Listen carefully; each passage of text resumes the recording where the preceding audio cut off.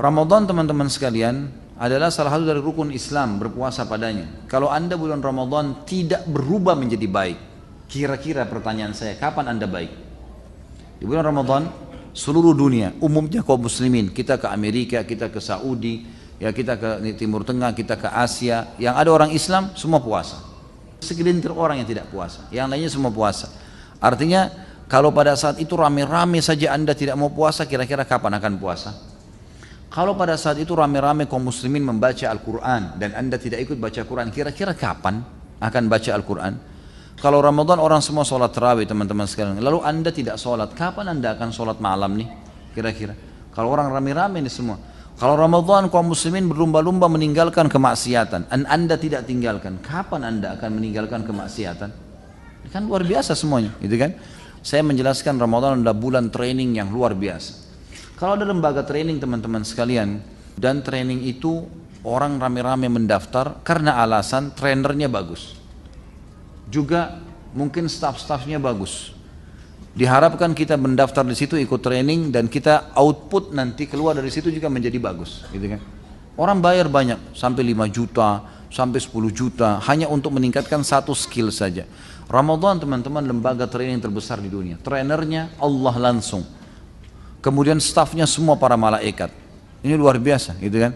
Tidak ada lembaga training begini. Dan fadilah yang didapatkan sangat besar. Nggak bisa digambarkan lagi fadilahnya. Pengampunan dosa, peninggian derajat, lebih baik daripada 1000 bulan, dan terlalu banyak. Bulan Ramadan teman-teman sekalian pada saat datang, seringkali syaitan menanamkan kepada kita hal-hal yang konyol, yang harus kita lawan. Karena di bulan Ramadan mereka terbelenggu. Dan ini fadilah lain bulan Ramadan, di mana Nabi SAW mengatakan kalau tiba Ramadan, maka semua pintu surga dibuka, semua pintu neraka ditutup, semua syaitan dibelenggu. Apa maksudnya pintu surga dibuka teman-teman sekalian? Kalaupun misalnya dibuka, apa manfaatnya buat kita sekarang? Kita belum bisa masuk ke dalamnya. Dan ada malah hadis Bukhari menjelaskan, pintu surga akan dibuka nanti di akhirat pertama kali untuk Nabi Muhammad SAW. Lalu apa maksudnya di sini dibuka? Maka ulama menekankan lebih cenderung kepada terbuka pendaftaran untuk ke surga. Kesempatan orang beramal saleh didaftar ke surga. Sama kalau sebuah kampus mengatakan tanggal 1 sampai tanggal 30 Januari pendaftaran. Yang mendaftar di kampus ini akan ada penerimaan. Yang mendaftar kemungkinan diterima, kemungkinan tidak, tapi tergantung. Bisa saja lebih besar kemungkinan diterima.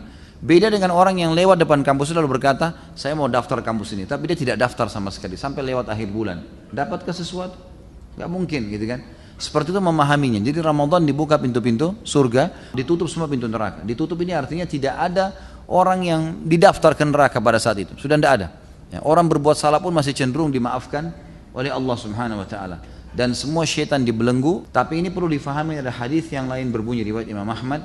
Dan syaitan-syaitan itu dibelenggu sehingga mereka tidak leluasa menggoda seleluasa menggoda di luar Ramadan.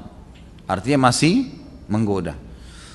Cuma mereka tidak seleluasa di luar Ramadan. Ini fadilah yang lain dari bulan Ramadan tentunya, dari bulan Ramadan. Bulan Ramadan teman-teman sekalian, sebelum tiba Ramadan karena syaitan akan dibelenggu, mereka menanamkan persepsi-persepsi negatif yang harus kita tepis. Misal, perasaan merasa berat karena menghadapi Ramadan, puasa 1 bulan, nanti berat, nanti puasa, saya bisa atau enggak? A'udzubillahi minasyaitonirrajim. Saya bisa, sambut dengan gembira.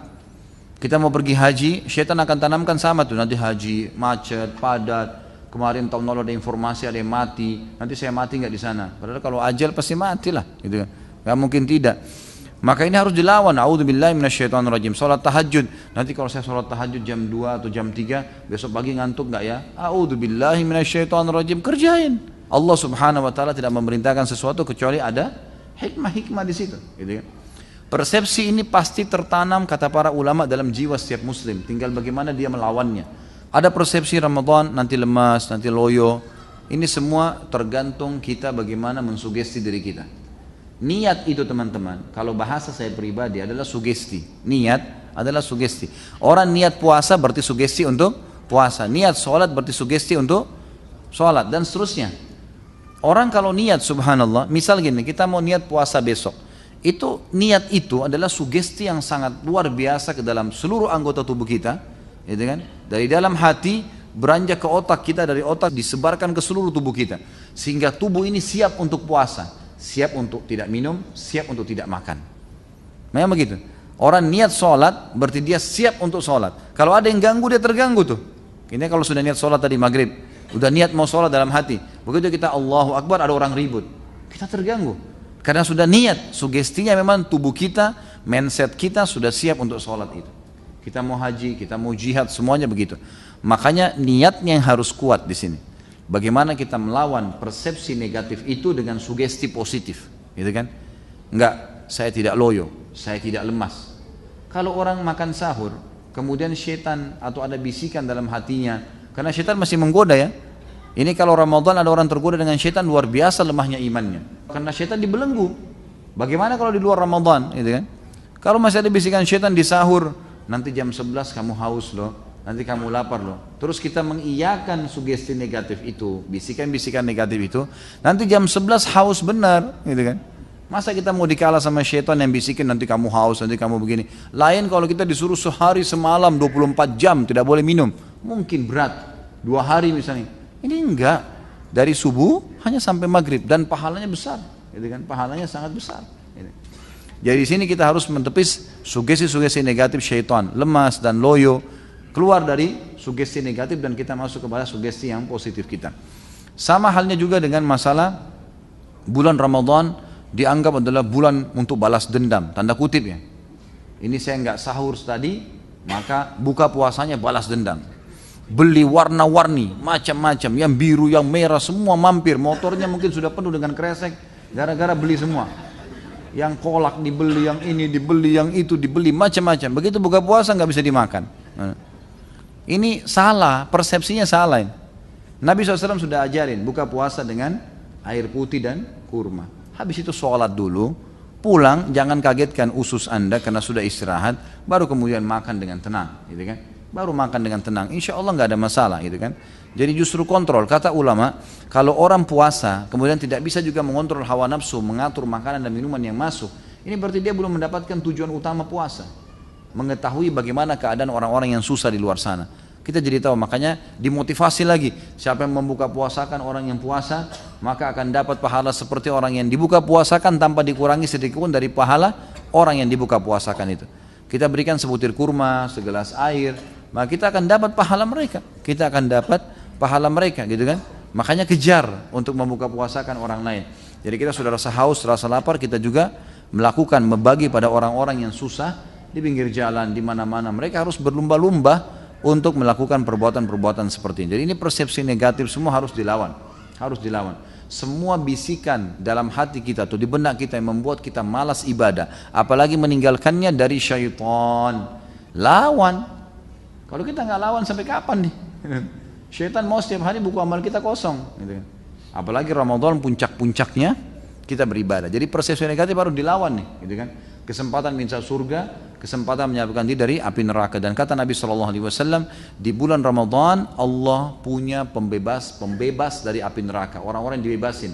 Dan itu terjadi di setiap malam. Itu terjadi di setiap malam. Dan kalau tiba Ramadan, camkan baik-baik dalam diri kita. Allahu alam, apakah Ramadan ini Ramadan masih ya terakhir atau kita masih dapat Ramadan akan datang? Kita nggak pernah tahu. Bagaimana dengan orang yang lalai-lalai itu? Subhanallah, saya kadang-kadang semoga Allah kasih hidayah. Merasa sedih kalau melihat ada saudara-saudara kita muslim naik mobil angkot, ya Ramadan sudah pendapatannya kecil, terus tidak puasa lagi. Ini kira-kira luar biasa, rugi dunia, rugi akhirat. Berapa yang dia kejar itu? Dan itu subhanallah kadang-kadang mereka bisa puasa, tidak makan, tidak minum, tapi rokok tidak bisa. Ini satu hal yang luar biasa ya. Semoga Allah kasih hidayah. Bagaimana kalau Ramadan saja orang rame-rame ibadah, dia tidak ibadah, lalu kapan dia mau ibadah nih? Jadi kita masing-masing akan dihisab oleh Allah SWT. Jadi bulan Ramadan bulan training yang semestinya tidak tersia-siakan oleh setiap muslim. Dan teman-teman sekalian, kalau Ramadan sudah hilang, sudah pergi, maka usahakan terapkan hasil trainingnya. Jangan pas di akhir Ramadan atau pas Idul Fitri mulutnya bilang Alhamdulillah, tapi Alhamdulillahnya salah tempat, Alhamdulillah sekarang saya lepas dari penjara ibadah, gitu kan? Enggak lagi puasa, enggak lagi sholat malam. Ini yang ketawa-ketawa tahu diri ya. Jadi saya tidak puasa, saya tidak sholat malam lagi, tidak ada lagi. Jadi alhamdulillah seperti ini, alhamdulillah tidak tarawih lagi, alhamdulillah tidak baca Quran lagi, alhamdulillah tidak ke masjid lagi. Ini salah. Buktinya mereka setelah itu betul-betul seperti orang bebas. Subhanallah, saya dapat informasi dari beberapa jemaah saya, kalau mau tiba Ramadan, itu orang-orang yang pacaran pada sepakat tuh, ini Ramadan tidak bisa pacaran nih. Ketemunya nanti habis Idul Fitri. Jadi habis Idul Fitri kembali lagi. Ramadan rame-rame pakai jilbab, habis Ramadan buka jilbab. Ini subhanallah, ini keliru ini. Jadi Ramadan cuma dijadikan sebagai seremoni saja, rame-rame bertakwa, habis itu tinggalkan semua. Ini rugi sekali. Mestinya Ramadan bisa mengubah kita lebih baik, kemudian Ramadan akan datang lebih baik lagi sampai kita bertemu dengan Allah Subhanahu wa taala, sementara pahala kita sempurna, Jadi jangan disia-siakan. Ramadan ini adalah kesempatan emas bagi seorang muslim. Kata Nabi SAW, sungguh terhina sekali seorang hamba yang sudah mendapatkan Ramadan dan dia masih hidup sampai Ramadan habis pergi, sementara dia belum sempat diampuni dosanya.